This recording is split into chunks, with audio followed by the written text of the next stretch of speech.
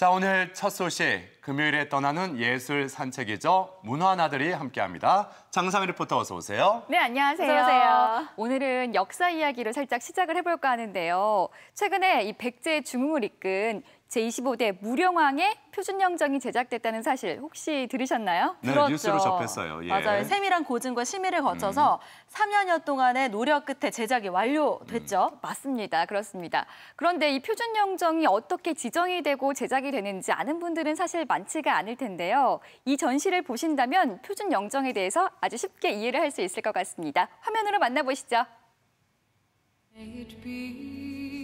역사 속 인물 중 민족적으로 추앙받는 선현을 철저한 고증을 거쳐 재현해내는 표준영정.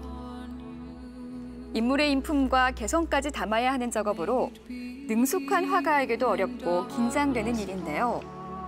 윤여한 작가의 전시회에서 표준영정이 가진 처연한 아름다움을 느껴봅니다. 지난 19일에 시작된 윤여한 작가의 개인전. 표준영정의 세계를 알리기 위해 마련된 전시입니다. 그의 인물화는 먼저 영화를 통해 알려졌습니다. 영화 스캔들의 숙부인 전신상과 영화 협녀 칼의 기억의 덕기 초상화 모두 그의 손에서 탄생한 작품입니다.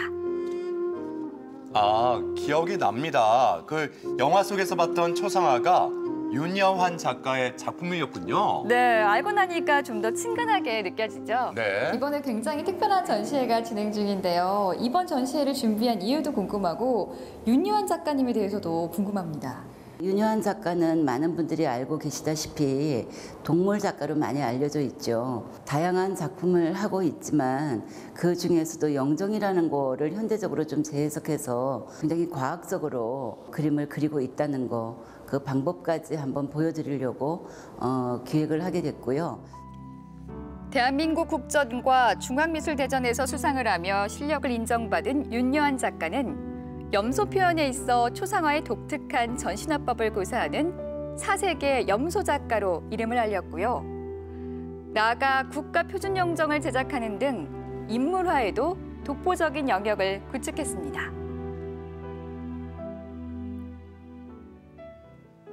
그의 작품이 탄생하는 공간, 윤여한 작가의 작업실로 걸음을 옮겼습니다. 사실 작업실 공개를 꺼리는 분들도 있는데 흔쾌히 맞아주셨나 봐요. 네, 감사하죠. 이 동물을 깊이 있게 그려낸 그의 작업.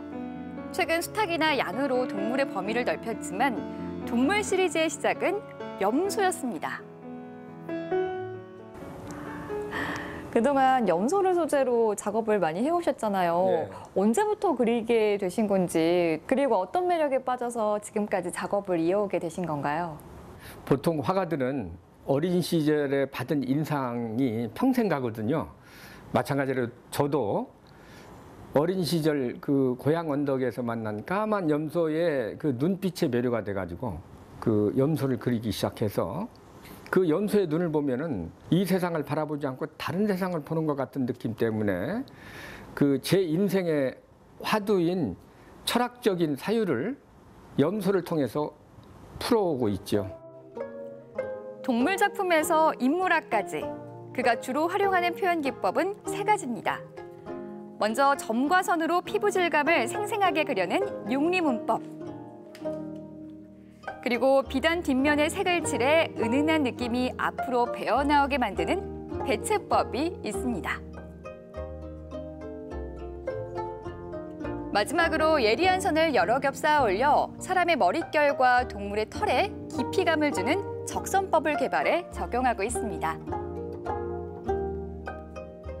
적선법을 작가님이 직접 창안을 하셨잖아요. 어떠한 계기로 그런 기법을 사용하셨는지 궁금해요. 네. 이제 염소나 소를 실제 보면은 털이 무수히 이렇게 겹쳐 있잖아요. 어떻게 하면 저렇게 깊이감이 있는 털을 표현할 수 있을까? 이렇게 많이 고민을 하다가 이렇게 우연히 제가 발견한 것이 이제 적선법, 선을 계속 쌓아 올리는 방법, 표준영정이라든가 그런 머리카락 그릴 때도 그 적선법을 이용해서 이렇게 표현을 했습니다. 특히 이번 전시에선 표준영정 심의를 받은 영인본과 영정초본 등 관련 자료를 공개해 표준영정 제작 과정을 한자리에서 살펴볼 수 있는 기회입니다. 국가표준영정, 저는 들었을 때 사실 생소했거든요. 네. 정확히 뭔가요? 국가표준영정은 1973년도 4월에 처음 이제 제도가 생겼습니다. 근데 그 우리나라 위인들, 특히 이제 민족적으로 추앙을 받고 있는 선현들의 없는 얼굴을 이제 찾아내기 위해서 표준영정 심의위원회에 심의 신청을 합니다. 그러면 이제 거기에서 이게 그 심의 절차를 밟아서 표준영정으로 지정을 받게 되는 거죠. 그는 지난 1996년 지정된 백제 도미부인 영정을 시작으로 정문부와 유관순, 그리고 논계, 박팽년, 김만덕 등 국가표준영정을 제작했는데요. 지정받기까지 과정이 만만치 않습니다. 국가표준영정을 제작하기 위해서는 뭐 이렇게 까다로운 그 심의 절차가 있듯이 이제 그 얼굴 분석하는 그 과정하고 그다음에 이제 복식이라든가 이런 고증 절차가 있습니다. 그래서 그러한 과정을 통해서 이제 이렇게 새로운 얼굴이 탄생이 되는데 제작이 완성이 되면 이제 표준영정 심의가 끝나고 이제 지정을 받게 되는 거죠. 고려 진사공 선영신의 영정, 직계우선 37명의 얼굴을 촬영해 표준용모 우성유전인자를 추출해 조합한 결과 선용신 선생의 근엄한 품격과 충절의 기생을 담아냈습니다. 같은 방법으로 한국의 내포 마더테레사 초상화와 최산주 선생 영정을 구현해냈습니다. 되게 사진을 찍어보면 그 거의 비슷한 그 형태가 쭉 나와요. 그 중에서 이제 우성인자를 추출해내 가지고 하나의 표준 얼굴을 만들어냅니다. 그래서 그 표준 얼굴에서 선현의 얼굴을 찾아내는 데 있어서는 이분이 가지고 있는 이제 그 문헌이라든가 그런 자료를 통해서 이분이 가지고 있는 성품, 얼굴 특색 이런 것을 관상학적인 시각으로 분석을 해서 이 얼굴을 만들어내는 거죠. 그러니까 조금 더 객관적이고 이 돌아가신 분을 좀 더 근접하게 표현하기 위해서 이런 방법들을 사용하시는 거네요. 네, 그렇습니다. 머리부터 발끝까지 철저한 자료조사와 정확한 고증 작업 끝에 국가의 공인을 받은 초상화 국가표준영정. 고문당의 부은 얼굴로만 알려졌던 유관순 열사를 법의학을 활용해 소녀의 모습으로 되살렸고요. 역사 속 인물 박팽년과 논계, 김만덕도 가능한 모든 방법을 동원해 실제에 가깝게 재현했습니다. 제작 기간도 굉장히 길고요. 만드는 과정이 어렵다고 앞서서 말씀을 하셨는데 그럼에도 불구하고 이 작업을 계속해서 진행하는 이유가 뭔가요? 표준영정 제작을 통해서 없는 선현의 얼굴을 재창조한다는 것은 부활이고 곧 경이로운 일이기 때문에 저한테도 상당히 보람이 있는 일이고 또 일반인들이나 종지인들한테도 뜻깊은 일이 아니겠는가 이렇게 생각을 합니다.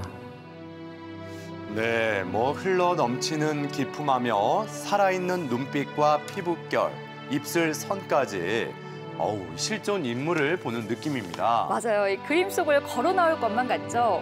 영정 속 인물의 관람객들도 눈을 떼지 못합니다. 갤러리에 있는 표준 영정 작품들 보니까 어떠셨어요? 저는 인물의 머릿결과 피부결이 너무 생생하게 느껴져서 너무 인상 깊었고 특히 유관순 열사의 표준영정 작품이 너무 인상 깊게 다가왔던 것 같습니다. 그 작품 속에 그분의 인격이나 그 내면의 심상까지 이렇게 표현해 주신 그 철학까지 또 작가의 철학까지 이렇게 담겨 있는 그 점이 너무나 좋습니다. 영정을 그릴 때마다 책임감이 그의 어깨를 무겁게 만든다고 하는데요. 추상과 구상을 넘나드는 작품들. 윤여한 작가의 사위의 여정은 어디로 흘러가게 될까요? 표준 영정 제작을 포함해서 많은 작업들을 해오셨는데 앞으로는 또 어떤 작품들을 만나게 될지 기대가 돼요. 다른 이제 표준 영정 작업도 이제 기회가 되면 이제 할 거고요. 특히 이제 이번에는 양 그림을 가지고 양들의 침묵이라는 주제로 적선법을 좀 더 깊이 있게 해서 일반인들한테 한번 보여주기 위해서 지금 준비 중에 있습니다.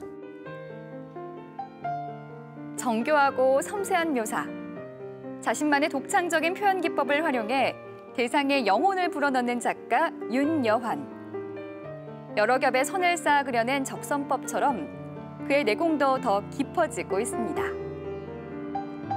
역사를 그리고 인품을 담아내는 표준 영정의 아름다움.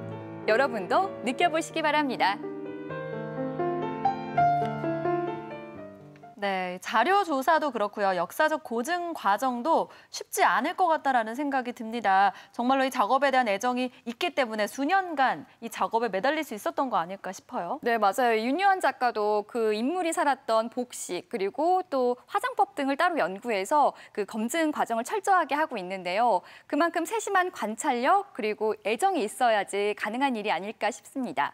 그리고 이 전시회를 보시면 역사 공부도 굉장히 재밌게 할 수 있는데요. 당대 의식주 문화도 살펴볼 수가 있고요. 그리고 인물에 대한 가치관이 드러납니다. 그래서 인물 탐구해 볼 수 있는 시간도 있고 전체적으로 보면 역사에 관심이 있는 분이라면 더욱더 재미있게 전시를 관람할 수 있지 않을까 하는 생각이 듭니다.